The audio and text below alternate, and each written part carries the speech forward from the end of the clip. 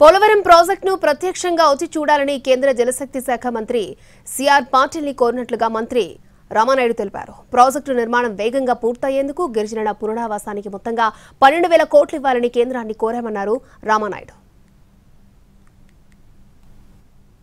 రాష్ట్రాన్ని భవిష్యత్తులో ఒక కరువు రహిత రాష్ట్రంగా మార్చేటువంటి శక్తి ఉన్నటువంటి ప్రాజెక్టు పోలవరం ప్రాజెక్టు. ఏదైతే ప్రతి సంవత్సరం కూడా వృధాగా 3,000 టీఎంసీల నీరు గోదావరిలో నుంచి సముద్రంలో ఏదైతే కలిసిపోతూ ఉన్నాయో అటువంటి వరద జలాలను ఒడిసి పట్టి మరి ఆంధ్రప్రదేశ్ రాష్ట్రం అంతా కూడా ప్రవహించేటువంటి విధంగా ఒక బహుళార్థక సాధక ప్రాజెక్టు, నేషనల్ ప్రాజెక్టు.